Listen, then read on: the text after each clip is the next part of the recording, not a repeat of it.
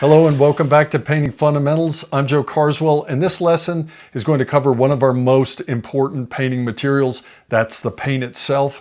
This lesson is going to focus on a specific part of coatings. We're going to talk about solid coatings. There is a whole world of products out there that we use to paint with and to finish with, and we have to narrow that down to get through this. This is just an introduction into some general information about these coatings that we use very often. Let's get right into it.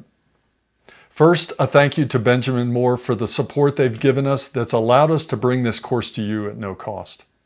We can break paint down into two main categories. That's going to be oil-based paint and water-based paint. This comes down to the carrier, or the liquid part of the paint that allows it to be transferred from the can to the surface. And an oil-based paint is going to use an oil-based product or solvent as the carrier. This is one of the main ingredients of the paint. And the water-based paint, as you guessed it, would use water as the carrier to transfer that paint from a liquid to a solid coating. If you're working with an oil-based product, there's some special considerations when you're using these paints. Number one is going to be the dry time. It's generally understood that oil-based paints require more time to dry. They require more skill and understanding of the product to apply them. Also, you have to consider the surface that you're applying an oil-based paint to. There might be some special considerations, and oil-based paint can't be applied to just any surface. Also, ventilation is a big deal with oil-based products. Sometimes the fumes can be stronger than water-based products. If you happen to be using a water-based paint product, it also has special considerations. Water-based paints tend to dry quicker. So that can be a good thing for the length of the job. You can shorten the length of the job, but it could complicate the application of the paint if you're doing it in full sun, for example. Also, the surface needs to be considered, but generally it is known that water-based paints can be applied to a number of different surfaces, more say than oil-based paints. Another thing about water-based paints is that they require less ventilation than the oil-based paint products. Another consideration for paint would be where is it being applied. Paint is formulated for interior or exterior use, and generally an exterior paint is going to have additives and ingredients in it that allow it to be more weatherproof, more UV resistant, and more durable when exposed to weather. Indoor paint can't be used outside. It will not hold up because of those weather and environmental conditions. Another aspect of paint to mention is its sheen. Sheen is basically how shiny the paint is, and paint can fall into a lot of different categories, from dull or flat to shiny or gloss, and there's a lot of steps in between there. So let's go over each step in a little more detail. On the spectrum of sheen, a low sheen category would be flat and eggshell. These will not have much reflection at all. There's a benefit to using a flat or an eggshell paint. You'll find this on a lot of large open wall surfaces. Flat or eggshell, these sheens will tend to hide defects in the wall surface. There's very few perfectly flat wall surfaces, and one way to get around that is to use a flatter paint. The disadvantage to a low sheen is the lack of ability to clean that surface. When you tend to wash a low sheen surface, it does not work very well, and you can almost polish that surface with the process of cleaning it.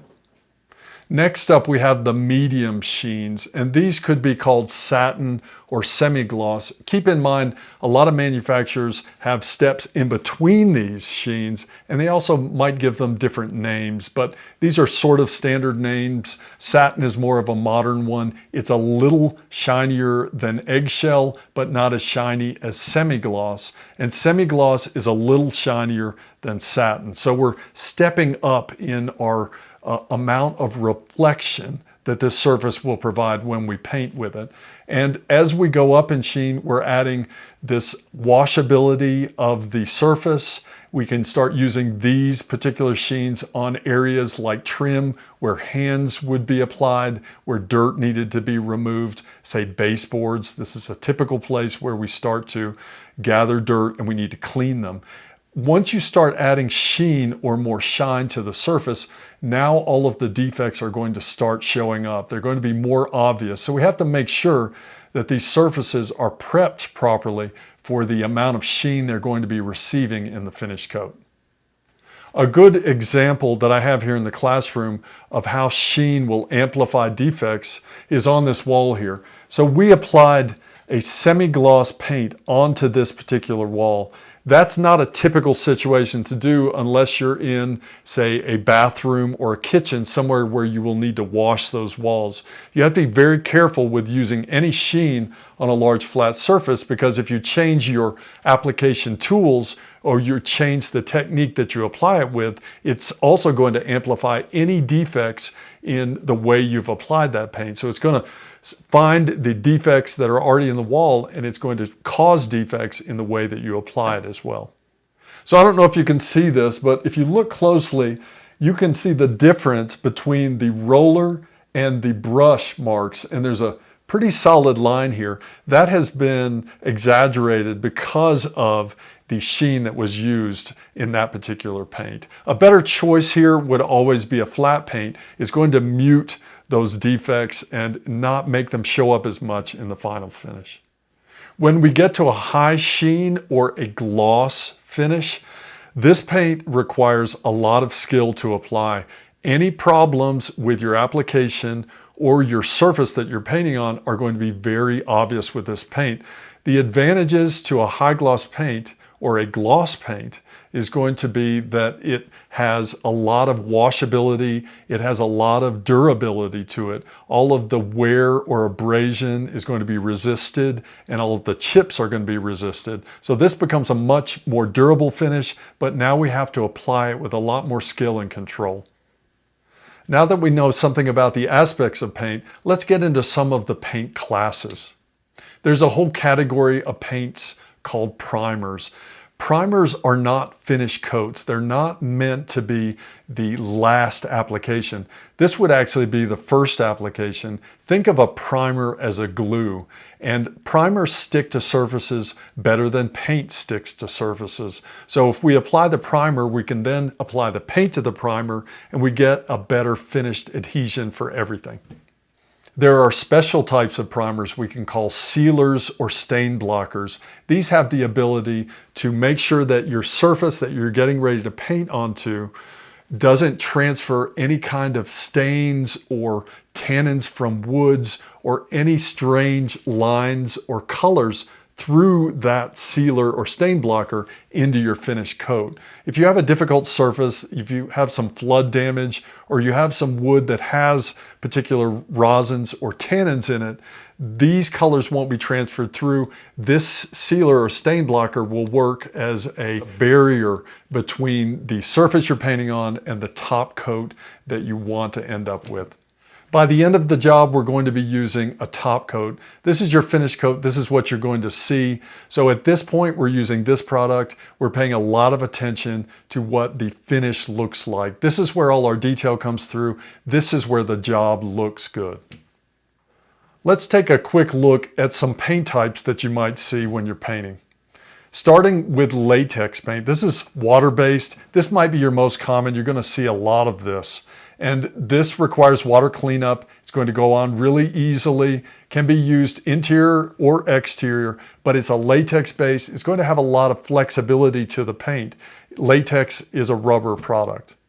Alkyds are oil-based paints. These are going to require solvents to clean up. They're going to be durable, but they require some skill and knowledge and good ventilation when applied. Epoxy paints are specialty coatings.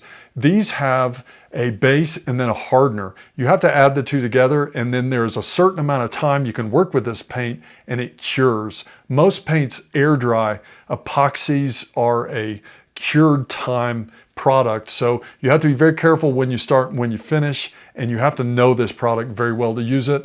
The advantage of epoxy is it is super durable, one of the most durable that I know of. Urethanes, also very durable paints.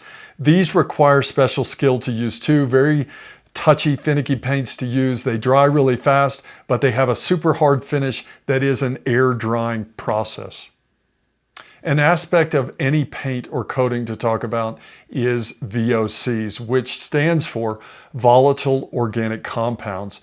All paints, especially while they're being applied, give off fumes, and these fumes are called VOCs. Some paints give off more, some give off less. If you're interested in the amount of VOCs and the ingredients in a specific paint and how that can affect your health or even the fire safety aspects of that particular product, check out the SDS for that particular product. You can find SDS sheets on any smartphone or ask your employer to provide them to you. They give you specific information about these health hazards, fire hazards, and what you can do to protect yourself from any risk with using that product.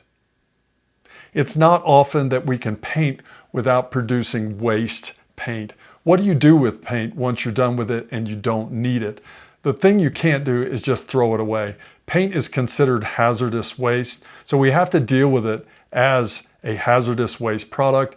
Every municipality has different rules about what to do with paint, the disposal of paint. Check with your employer. Some places, like here in Denver, Colorado, there are programs set up that the employer can pay into, and that paint is picked up free of charge. It has to be disposed of in a particular way, and the city will do that in a legal and environmental fashion.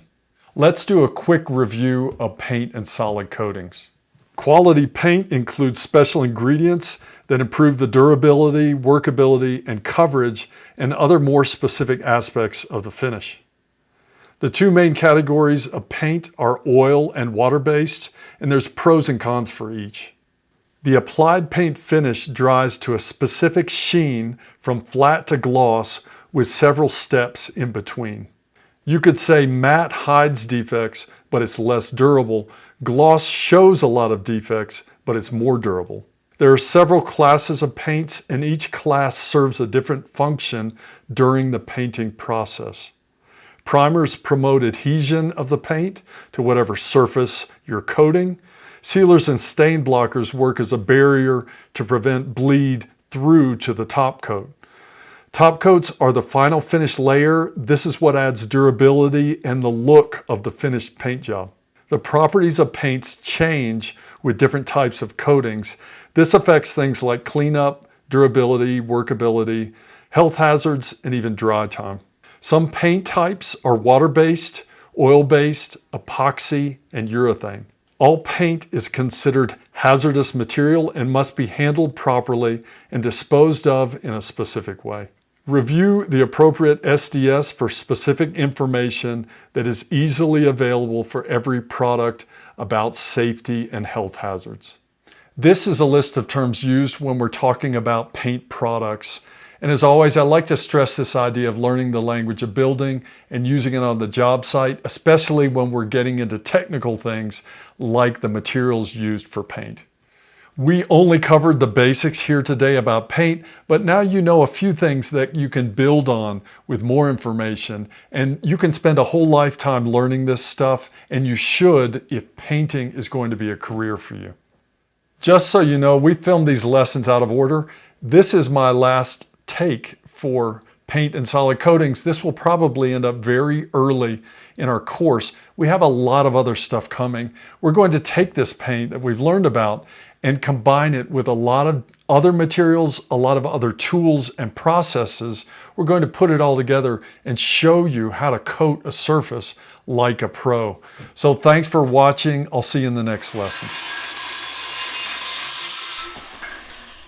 This video is a production of Trade Skills U, all rights reserved.